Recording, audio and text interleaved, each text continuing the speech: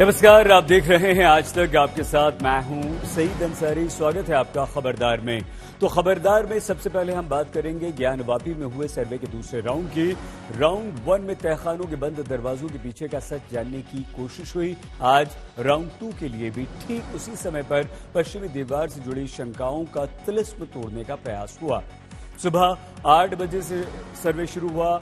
आज 4 घंटे की बजाय करीब 5 घंटे चला। 8 से 12 बजे तक ये सर्वे होना था, लेकिन वकीलों के अनुसार पेपर वर्क के कारण 1 घंटा समय आगे बढ़ा दिया गया।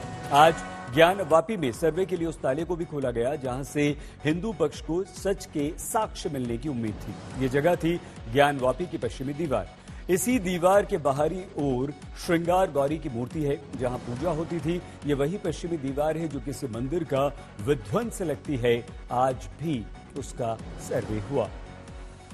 ज्ञानवापी के पीछे पश्चिमी दीवार पर 3.5 फीट का एक दरवाजा भी है। ये दरवाजा हमेशा बंद ही रहता था। सर्वे के लिए आज इस दरवाजे को खोला गया और इस दरवाजे के द्वारा गुंबद तक जाया जा सकता है।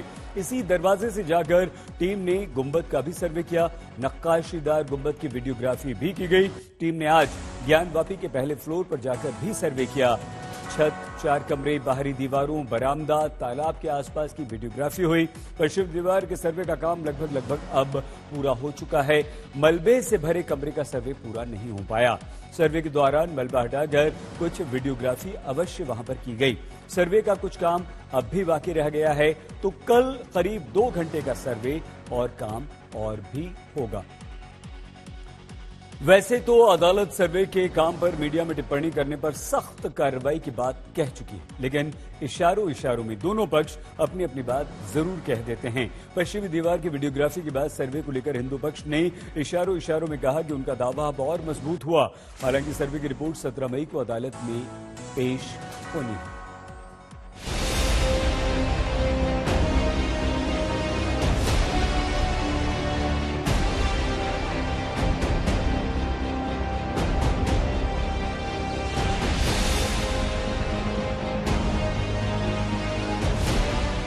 ताले पर ताले खोलकर, जरूरत पड़ी तो तोड़कर ज्ञानवापी के सच की तलाश जारी है। ज्ञानवापी सर्वे राउंड 1 में 4 तहखानों का राज जानने की कोशिश हुई थी, तो आज सर्वे का राउंड 2 हुआ। आज ज्ञानवापी की पश्चिमी दीवार का सच जानने की कोशिश की गई। ज्ञानवापी के असली इतिहास से जुड़े राज कैमरे के लेंस में जांचे जा रहे हैं। दूसरा दिन था और अब सर्वेक्षण पूरा हो गया है। टीम बाहर आ रही है। हरिशंकर जैन इस गाड़ी में मौजूद है जो कि बाहर इस वक्त आ रहे हैं। और सर्वेक्षण की जो प्रक्रिया थी दूसरे दिन, वो आज पूरी कर ली गई है। लेकिन बताया जा रहा है कि सर्वेक्षण की जो प्रक्रिया है वो कल भी जारी रह सकती है। 1.5 घंटे कल भी ये सर्वे हो सकता है। इस बात को कहा गया है, जिसको लेकर के आप देखना होगा कि किस तरीके से ये कार्रवाई होती है। लेकिन फिलहाल आप देख सकते हैं किस तरीके से जो है ये फिलहाल बाहर आ रहे हैं और आज की जो प्रक्रिया है वो पूरी कर ली गई है। संवेदनशील मसलों पर यूं तो किसी के चेहरे पर भाव पड़ना मुश्किल होता है, लेकिन ज्ञानवापी के सर्वे के पहले दिन हिंदू पक्ष ने परिकल्पना के परे सबूत मिलने का जो दावा किया था, आज दूसरे दिन उसी दावे को मजबूती मिलने की बात कही।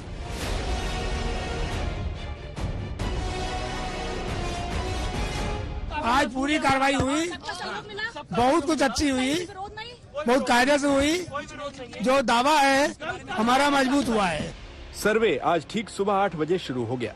करीब 1 घंटे से ज्यादा समय तक चला, क्योंकि ये समय कागजी कार्रवाई में लगा। पहले से यह तय था कि सर्वे के दूसरे दिन पश्चिमी दीवार से जुड़े इलाके की वीडियोग्राफी होगी, क्योंकि इसी दीवार के बाहरी ओर श्रृंगार गौरी की मूर्ति है। ये वही दीवार है जिसको मंदिर का विध्वंस का हिस्सा माना जाता है। अब चल रहा है भाई सर्वेक्षण, इसमें कोई कमेंट नहीं करना है। कल भी सर्वेक्षण रहेगा, कल भी कोई कमेंट नहीं। ये सर्वे होगा इसमें। अब कल के बाद आपको देरी भी हो गई बहुत। बिल्कुल कल देरी का कारण कल के बारे में बताइए। कल भी सर्वे होगा। बिल्कुल कितने समय, किस समय ये सारे जो अधोक्ता कमिश्नर महोदय बताएंगे, इसमें हम लोगों को कोई कमेंट नहीं करना है। लेकिन आज पूरा आज का भी जो काम है उत्साहजनक रहा है, क्या कहेंगे? अरे भाई उत्साहजनक तो हम लोग उत्साहित हैं, तभी तो ये चल रहा है। जो वहाँ पे सच मिले, समय जो लगा है, थोड़ा ज्यादा समय लगा। रोज 12 बजे से 1 बजे हम लोगों ने दावा ही प्रस्तुत किया है पूरे प्रामाणिक ढंग से, तो इस पे फिर बात आगे बढ़ने, ये सारा मामला अधिवक्ता कमिश्नर हम लोगों का विषय नहीं है, ये मामला न्यायालय का है, इसलिए हम लोग इसमें कोई बयानबाजी नहीं कर सकते हैं। हम लोग संतुष्ट हैं। चलिए कितनी देर आज हुआ ये बताइए। 3 घंटा भी संतुष्ट है। और कितनी देर आज कह का तो दिया गया, जो समय था उस समय तक हुआ। जिस तरीके की बात कही जा रही थी हिंदू पक्ष की तरफ से, वो क्या कह रहे हैं ये उनकी सोच है, हमको नहीं मतलब है। आप पूरी तरीके से सेटिस्फाइड? हाँ, हम लोग संतुष्ट हैं। चलिए चलिए भैया। सर्वे के काम में आज समय इसलिए भी ज्यादा लगा क्योंकि ज्ञानवापी के पहले फ्लोर पर जो कमरे थे उसकी भी वीडियोग्राफी हुई। दरअसल एक कमरा जिसमें काफी मलबा भरा हुआ था उसकी भी वीडियोग्राफी की गई। यहाँ की वीडियोग्राफी का काम पूरा नहीं हो पाया। मुमकिन है इसी वजह से बचे हुए सर्वे का काम अब कल पूरा होगा। अब कितना सर्वे, मतलब 1 से 1.5 घंटे की कार्रवाई और बची है। 1 से 1.5 घंटे कल जारी होगा जी, जारी रहेगा 1.5 घंटे। हाँ, कल चलेगा। कल मलबा मिला था नीचे, मलबा भी मिला है। हाँ, देखिए मस्जिद के अंदर मलबा मिला है जी, मलबा भी मिला है नीचे। अब क्या मिला क्या नहीं कल पता चलेगा, वो कल बताया जाएगा। संतुष्ट है दोनों पक्ष? दोनों, सभी पक्ष संतुष्ट हैं, सभी पक्षों के संतुष्टि से। सर्वे के दूसरे दिन भी ज्ञानवापी से जुड़ी जो जानकारियां आई उसके बारे में किसी ने कुछ नहीं कहा। सभी ने कोर्ट के ऑर्डर फॉलो किए। हालांकि इस मामले में सभी पक्ष प्रशासन की कार्रवाई से संतुष्ट नजर आए। तक किन किन चीजों तक सर्वे पहुंच पाए? माननीय न्यायालय के आदेश के अनुक्रम में कमीशन कार्रवाई प्रगति पर है। कल हुआ था, आज हुआ है, कल भी होगा। वीडियोग्राफी और पूरी प्रॉपर तरीके से उसकी फोटोग्राफी की जा रही है जैसा आदेश में किया गया था। आदेश के अनुकूल जहाँ जहाँ आवश्यकता हो रही है उसकी फोटोग्राफी हो रही है, वीडियोग्राफी हो रही है। हाँ, सर्वे से संतुष्ट हैं, बिल्कुल संतुष्ट हैं।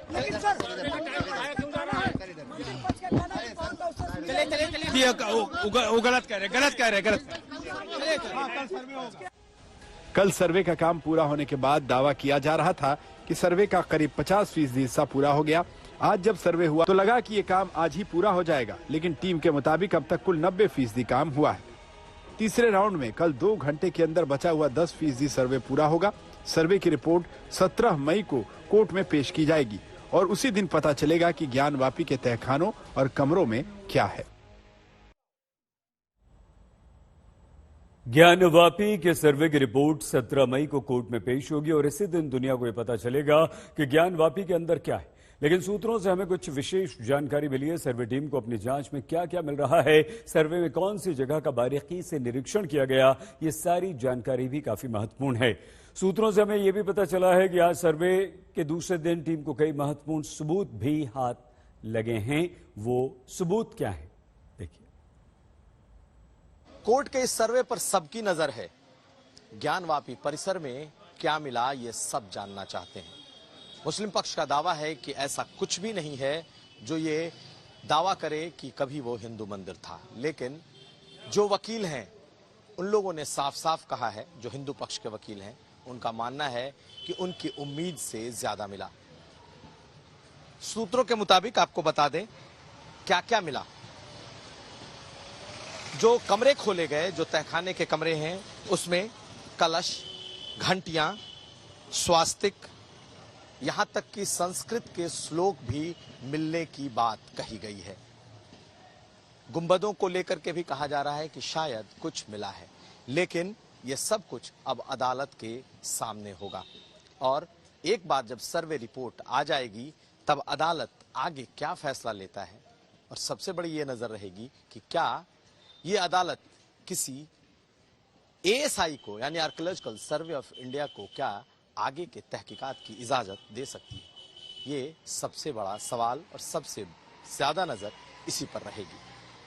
नीरज कुमार के साथ कुमार अभिषेक, वाराणसी, आज तक।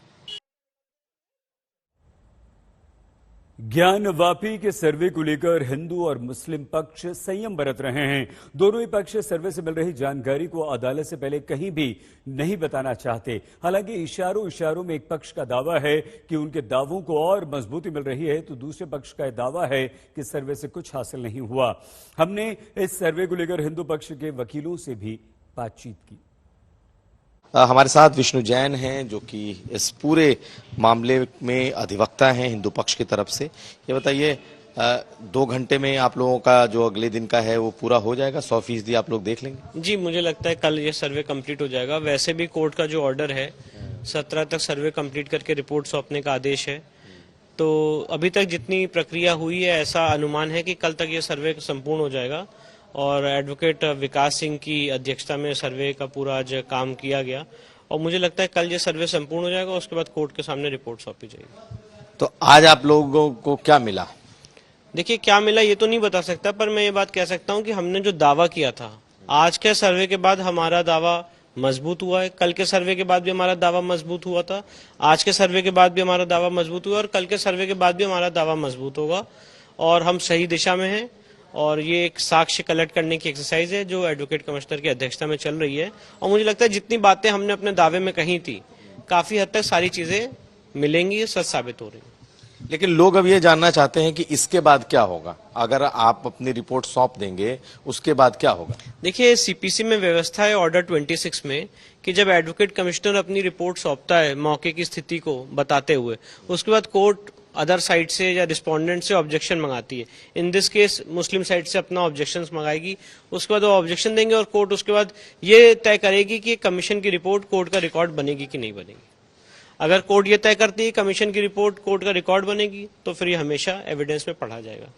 और अगर ये एविडेंस अगर ये उसके और रिकॉर्ड में नहीं गई, फिर अगर रिकॉर्ड में नहीं गई तो कोर्ट उसके रीजंस बताएगा कि क्यों इसमें क्या इन्फॉर्मिटीज हैं, क्या दिक्कतें हैं, क्यों नहीं ये रिकॉर्ड पे आना चाहती है। तो उससे अगर हम देखेंगे एग्रीव्ड है तो उसके खिलाफ हम अपील फाइल करेंगे। पर जहां तक मेरा अनुमान है कमिश्नर साहब ने सारे लोगों को पक्षों को सुनने के बाद एक निष्पक्ष रूप से कार्रवाई की है।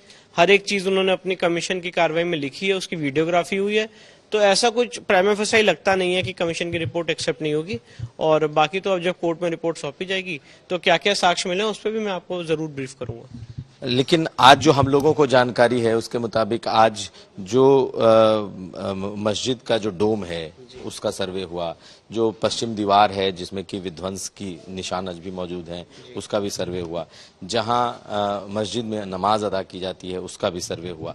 तो इन सब सर्वे में ये सब सर्वे आज हुए और इन जगहों पे आप लोगों ने देखा? हाँ, ये बात सही है, इन सारी जगहों पे सर्वे हुए थे। अब इसमें क्या क्या मिला है वो तो मैं आपको नहीं बता सकता, पर हाँ ये सारी चीजों का सर्वे हुआ है और सर्वेक्षण के बाद अब जो अधिकारी हैं कमिश्नर साहब अपनी रिपोर्ट कोर्ट के सामने सौंपेंगे। ज्ञानवापी मस्जिद में सर्वे टीम का पहला दिन तहखाने में बीता और दूसरा दिन यानी कि आज का दिन पश्चिमी दीवार और गुंबद की कलाकृतियों को देखने में। दीवारों को छूने की इजाजत भले ही अदालत की तरफ से न दी गई हो, लेकिन वीडियो कैमरेज की नजर ने हर कलाकृति और हर निशान को बहुत बारीकी से देख लिया है, रिकॉर्ड कर लिया है। सर्वे के पहले दिन तहखाने के अंदर से निकलकर जब टीमें बाहर आईं तो हिंदू पक्ष काफी उत्साहित था। उसके अनुसार सबूत कल्पना से भी कहीं ज्यादा मिल चुके हैं।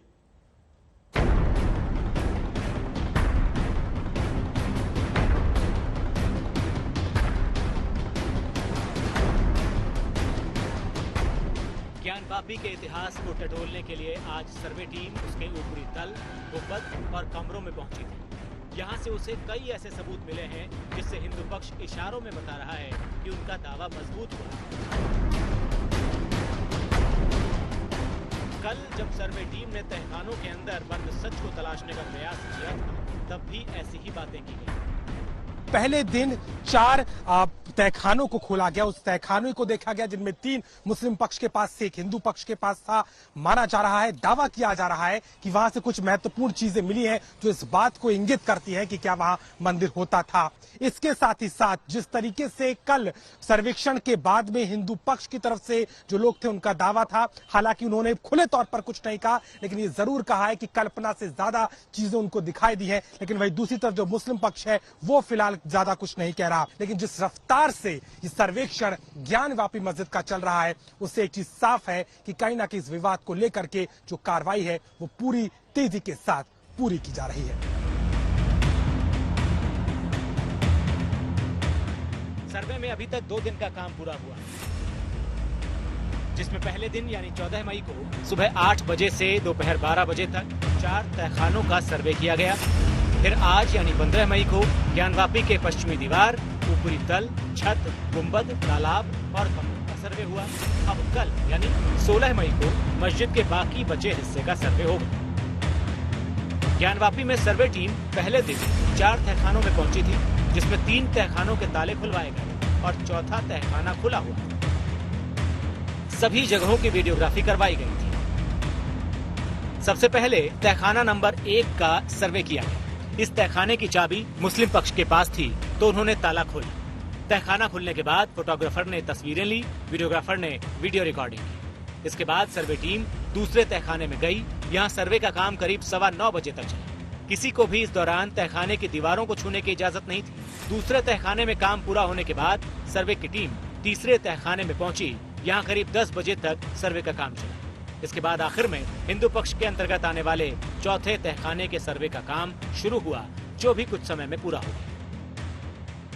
सर्वे करने गई टीम ने तहखाने में मौजूद हर चीज और दीवारों पर बने हर निशान का बारीकी से निरीक्षण किया और उसकी वीडियोग्राफी करवाई। पहले दिन के सर्वे के बाद दोनों पक्षों ने दबी जुबान में अपने अपने दावे किए थे। हिंदू पक्ष ने इशारों में यहाँ तक कहा था कि सर्वे में मिल रहे सबूत कल्पना से परे हैं। वाराणसी से कुमार अभिषेक मिश्रा और अर्पिता आर्या के साथ आज तक ब्यूरो।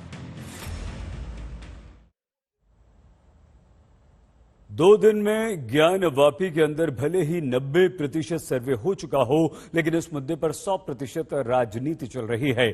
सर्वे की रिपोर्ट अभी कागज पर उतरी भी नहीं है, लेकिन राजनीतिक पटल पर सर्वे की गूंज सुनाई देने लगी।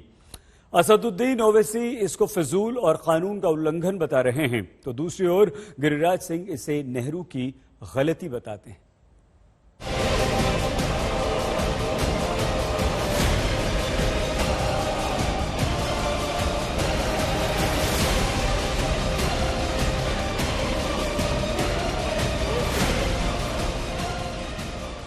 कोर्ट की सख्ती ऐसी है कि ज्ञानवापी मामले से जुड़े लोग अपने मुंह से एक शब्द नहीं निकाल पा रहे। अच्छा रहा, ठीक रहा। और रिपोर्ट के बाद सब पता चल जाएगा। मामला न्यायालय का है, इसलिए हम लोग इसमें कोई बयानबाजी नहीं कर सकते हैं। सर्वे में क्या हो रहा है, क्या मिल रहा है, क्या पता चला, कुछ भी नहीं बता रहे। लेकिन चर्चा की कमी राजनीतिक बयानबाजियां पूरा कर रही। कोर्ट में रिपोर्ट जब पेश होगी तब होगी, रिपोर्ट से जो खुलासा होगा सो होगा। लेकिन सियासी मैदान में इस मुद्दे पर शोर मचा हुआ है। असदुद्दीन ओवैसी इसे बाबरी पार्ट 2 की कोशिश बताते हैं, शांति भंग होने की आशंका जताते हैं, तो बीजेपी इसे माहौल का फायदा उठाने की कोशिश बता रही। देखिए, कुछ लोग जो है वो भय और भ्रम की भूल भुलैया के आर्किटेक्ट बन गए हैं और इनका जो भय पैदा करना इनकी पॉलिटिक्स बन गई है और भ्रम पैदा करना इनका पेशा।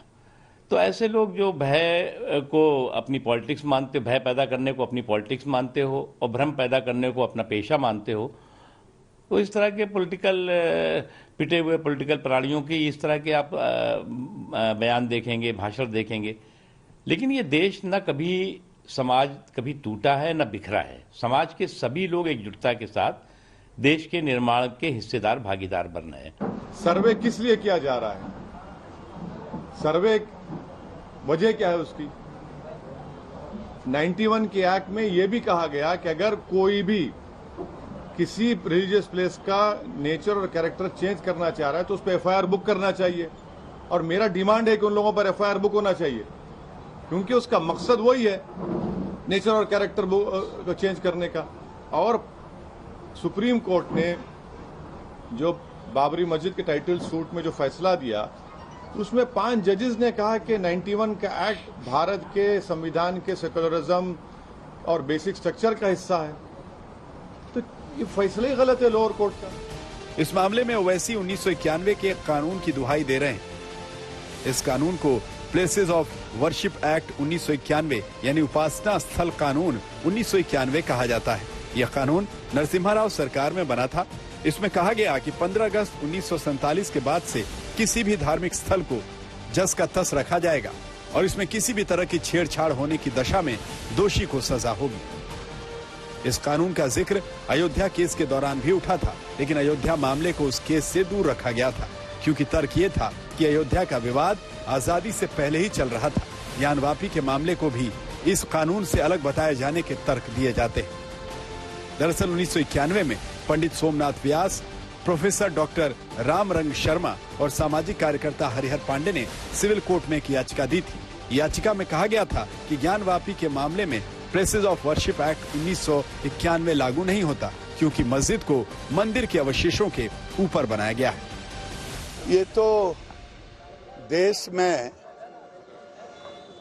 आज बंटवारे जब हुए, अखंड भारत को खंडित करके बंटवारे हुए, उसी समय नेहरू को चाहिए था आक्रांताओं के सारे निशानी को मिटा देना, लेकिन नेहरू ने तुष्टीकरण की राजनीति के लिए केवल काशी, मथुरा, अयोध्या को ही नहीं विवादित रखा, बल्कि देश में औरंगजेब के नाम पे सड़क, तो बाबर के नाम पर, किसके किसके नाम पर ये आक्रांता थे, आक्रांताओं के निशानी को उसी समय मिटा देनी चाहिए। हालांकि मुस्लिम पक्ष का तर्क यह है कि ज्ञानवापी में आजादी से पहले से ही नमाज पढ़ी जा रही, इसलिए 1991 के कानून के तहत ज्ञानवापी में छेड़छाड़ नहीं होना चाहिए। ये वो बातें हैं जो इस मामले की सुनवाई के दौरान उठ सकती है। ज्ञानवापी का पूरा सर्वे तीसरे दिन करीब 2 घंटे चलेगा।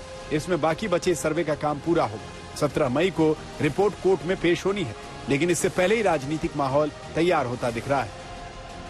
वाराणसी से कुमार अभिषेक और अभिषेक मिश्रा के साथ आज तक ब्यूरो। और आइए अब प्रधानमंत्री नरेंद्र मोदी की नेपाल यात्रा के बारे में बात कर लेते हैं। कल यानी कि 16 मई को बुद्ध पूर्णिमा के अवसर पर प्रधानमंत्री मोदी नेपाल के लुम्बिनी जा रहे हैं। लुम्बिनी को भगवान बुद्ध का जन्मस्थल कहा जाता है और इस अवसर पर प्रधानमंत्री नरेंद्र मोदी भारत नेपाल की दोस्ती को आध्यात्मिक दृष्टि से मजबूत बनाने का प्रयास करेंगे। पीएम मोदी की यह नेपाल यात्रा चीन को बहुत चुभ रही है।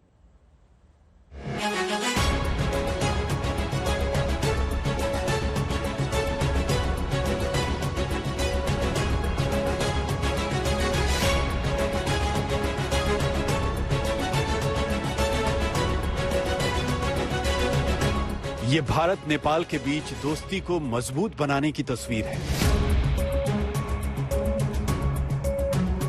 ये भारत के पीएम नरेंद्र मोदी की नेपाल यात्रा की तैयारियों की तस्वीर है। नेपाल में लुम्बिनी में पीएम मोदी का इंतजार हो रहा है। बुद्ध पूर्णिमा के मौके पर बुद्ध की जन्मस्थली पर होंगे प्रधानमंत्री नरेंद्र मोदी।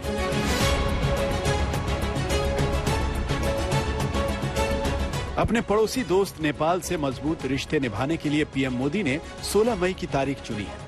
16 मई को बुद्ध पूर्णिमा है और लुम्बिनी वो बौद्ध तीर्थ स्थल है जहां गौतम बुद्ध का जन्म हुआ था। इस धार्मिक स्थल की बहुत मान्यता है, इसलिए पीएम मोदी ने यात्रा करने के लिए बुद्ध पूर्णिमा का दिन चुना है। इस यात्रा के दौरान पीएम मोदी पवित्र माया देवी मंदिर में पूजन अर्चन करेंगे। यही वजह है कि भारत और नेपाल के सांस्कृतिक और आध्यात्मिक रिश्तों का केंद्र लुम्बिनी ही माना जाता है। बुद्ध पूर्णिमा के मौके पर सोमवार को प्रधानमंत्री नरेंद्र मोदी नेपाल के प्रधानमंत्री शेर बहादुर देउबा के निमंत्रण पर 1 दिवसीय दौरे पर लुम्बिनी पहुंचने वाले हैं और इस वक्त हम मौजूद हैं लुम्बिनी में।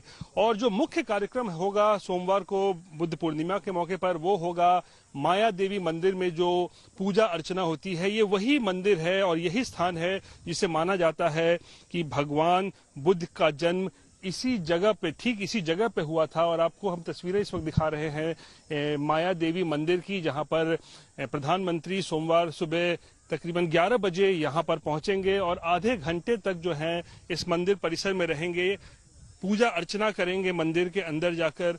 उसके बाद पुष्करनी तालाब है उसकी परिक्रमा करेंगे, फिर अशोक स्तंभ है वो उसकी परिक्रमा करेंगे और एक बोधि वृक्ष है जो प्रधानमंत्री के तरफ से ही कुछ साल पहले भेजा गया था यहाँ के लिए, उसे लगाया गया था, वहां भी जो है जल अर्पण करेंगे। और हम आपको यहाँ पे आप तस्वीरें देखिए माया देवी मंदिर को कितनी खूबसूरती के साथ यहाँ पर सजाया जा रहा है प्रधानमंत्री के दौरे को लेकर। और खास बात क्योंकि ये भी है कि बुद्ध पूर्णिमा का मौका होगा और भगवान बुद्ध की जो है वो एक तरीके से कहें जन्म दिवस के रूप में जो है वो मनाया जाता है। तो इसको लेकर लुम्बिनी में जो है व्यापक तैयारियां जो हैं वो की गई हैं। तय कार्यक्रम के मुताबिक प्रधानमंत्री मोदी दिल्ली से कुशीनगर एयरपोर्ट पहुंचेंगे। और फिर वहां हेलीकॉप्टर के जरिए सुबह करीब 10:30 बजे लुम्बिनी में उतरेंगे। लुम्बिनी में उतरने के बाद 11 बजे प्रधानमंत्री मोदी सबसे पहले माया देवी मंदिर जाएंगे, जो भगवान बुद्ध की जन्मस्थली मानी जाती है। महामाया देवी मंदिर में विशेष पूजा करने के बाद भारतीय मठ का लोकार्पण भी करेंगे। इस दौरान पीएम मोदी लुम्बिनी के अंतर्राष्ट्रीय सभागार भवन में लगभग 5000 लोगों को संबोधित करेंगे। लेकिन बुद्ध पूर्णिमा के मौके पर माया देवी मंदिर में होने वाले विशेष पूजा अर्चना में सिर्फ 3 लोग ही शामिल होंगे। इसमें पीएम मोदी के अलावा नेपाल के प्रधानमंत्री शेर बहादुर देउबा और उनकी पत्नी मौजूद रहेंगे। इस वर्ष यहाँ के लोगों में बहुत बड़ा हर्ष है कि हमारे प्रधानमंत्री के निमंत्रण में हमारे मित्र राष्ट्र के सम्माननीय प्रधानमंत्री श्री नरेंद्र मोदी जी यहाँ पे आ रहे हैं। इसको लेकर के व्यापक तैयारी भी हो रही है। हमें मालूम है कि लुम्बिनी आने की तीव्र इच्छा जो है श्री नरेंद्र मोदी जी में थी। पहले भी गत बार जब आए थे मुक्तिनाथ वहाँ दर्शन करने गए थे, उस समय भी उन्होंने कहा था कि हम अगली बार आएंगे तो लुम्बिनी आएंगे दर्शन हेतु।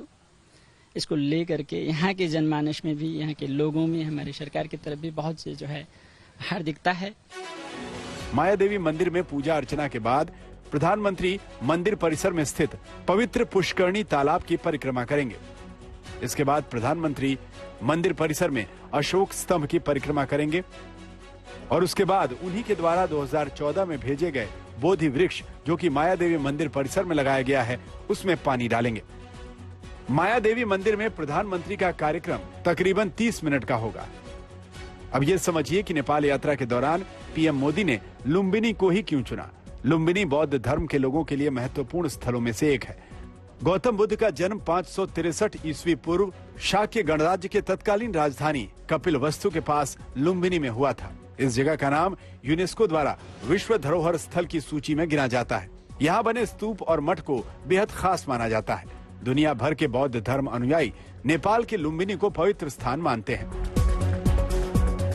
बुद्ध पूर्णिमा के मौके पर लुम्बिनी यात्रा के दौरान पीएम मोदी को बौद्ध विश्वविद्यालय की ओर से डॉक्टरेट की मानद उपाधि से सम्मानित किया जाएगा। प्रधानमंत्री नरेंद्र मोदी नेपाल में मानद उपाधि से सम्मानित होने वाले पहले भारतीय प्रधानमंत्री बनेंगे। इतना ही नहीं, लुम्बिनी बौद्ध विश्वविद्यालय से डॉक्टरेट की मानद उपाधि प्राप्त करने वाले पहले विदेशी नागरिक भी होंगे। लुम्बिनी बौद्ध विश्वविद्यालय कार्य परिषद की तरफ से इस संबंध में प्रस्ताव पास कर दिया गया है। प्रधानमंत्री नरेंद्र मोदी जब एक दिवसीय दौरे पर लुम्बिनी पहुंचेंगे तो बहुत सारे उनके कार्यक्रम हैं, और जिसमें से एक और मुख्य कार्यक्रम है वो है बुद्धिस्ट कल्चरल सेंटर, जो भारत बनाने जा रहा है, भारत की मदद से बनने जा रहा है। उसका शिलान्यास यहाँ पर किया जाएगा और भूमि पूजन भी की जाएगी। इस वक्त हम उसी प्लॉट पर मौजूद हैं जो कि भारत ने लीज पर लिया है, और कुछ पिछले ही दिनों जो है ये भारत ने लीज पर ये प्लॉट लिया है, और यहीं पर जो है बुद्धिस्ट कल्चरल सेंटर की जो है वो यहाँ पर बनाया जाएगा भारत की मदद से। और इसी के लिए कल जब प्रधानमंत्री मोदी यहाँ पर होंगे, नेपाल के प्रधानमंत्री भी होंगे, तो फिर इसी जगह पर भूमि पूजन और शिलान्यास होगा, और उसके बाद काम जो है इस पर शुरू होगा। प्रधानमंत्री मोदी की नेपाल यात्रा से एक तरफ भारत नेपाल के रिश्तों को मजबूत करने की कोशिश की जाएगी, तो दूसरी तरफ इस यात्रा से चीन को कूटनीतिक जवाब भी दिया जाएगा। चीन पिछले कई वर्षों से 8 अरब डॉलर की मदद से दक्षिणी तिब्बत से नेपाल की राजधानी काठमांडू तक सीमा पार रेलवे बनाना चाहता है। इसके अलावा लुम्बिनी प्रोजेक्ट के तहत चीन नेपाल में सड़कें, रेलवे लाइन और एयरपोर्ट प्रोजेक्ट पर काम कर रहा है। लेकिन भारत की ये यात्रा नेपाल से चीन के कई व्यापारिक रिश्तों पर कैंची चला सकती है। लुम्बिनी से रोहित कुमार सिंह के साथ आज तक ब्यूरो। आज 15 मई 2022 से आज से ये तारीख बैडमिंटन में भारत की ऐतिहासिक जीत के लिए दर्ज हो गई। आज भारत ने बैडमिंटन के वर्ल्ड कप कहे जाने वाले थॉमस कप में इंडोनेशिया को 3-0 से हरा दिया, और ये जीत इसलिए भी ऐतिहासिक है कि 73 साल के इतिहास में भारत ने पहली बार इस कप को अपने नाम किया। थॉमस कप अब तक सबसे ज्यादा 14 बार इंडोनेशिया ने जीता, लेकिन आज भारत ने इंडोनेशिया के सिलसिले को तोड़कर इतिहास को बदल दिया है, इतिहास रच दिया।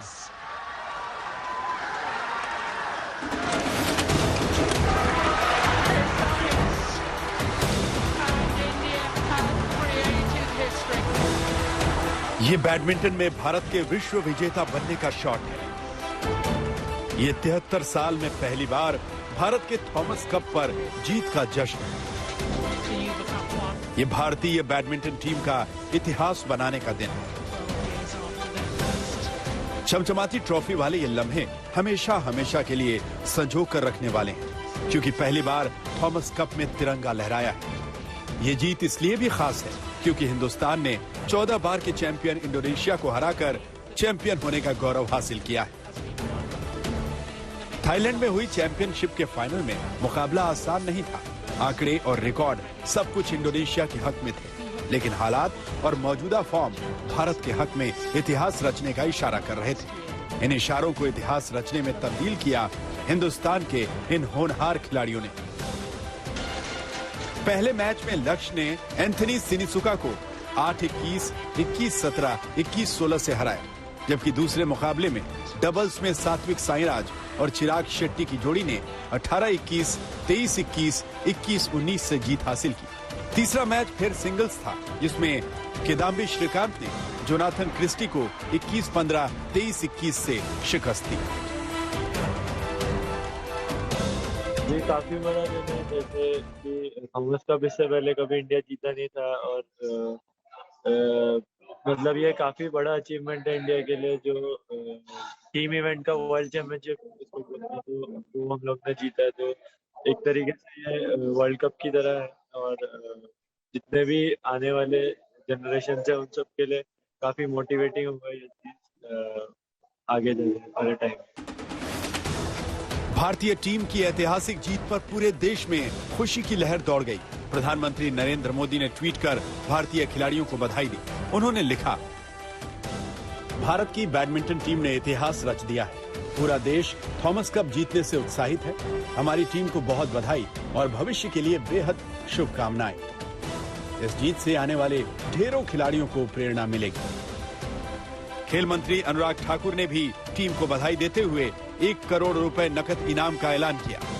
भारतीय बैडमिंटन टीम ने आज इतिहास रचा है।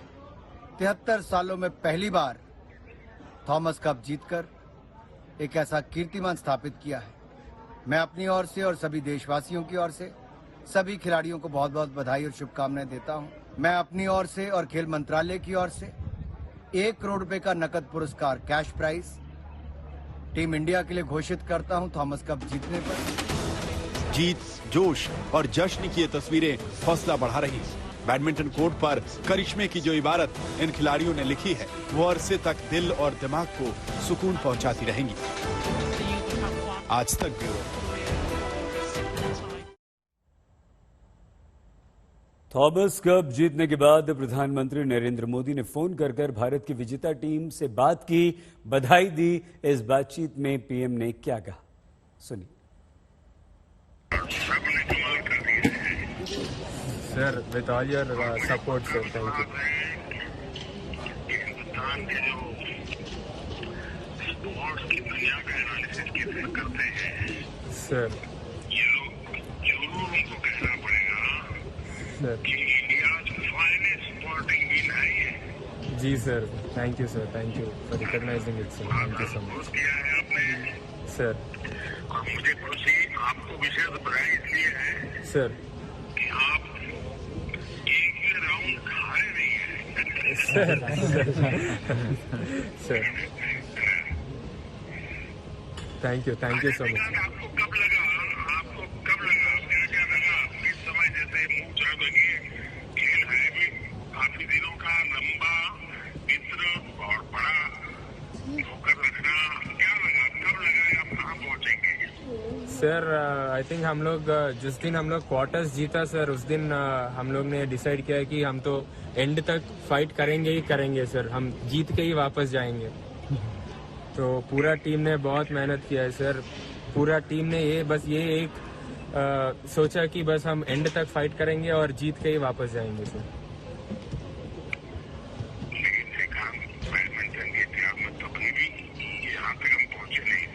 जी सर।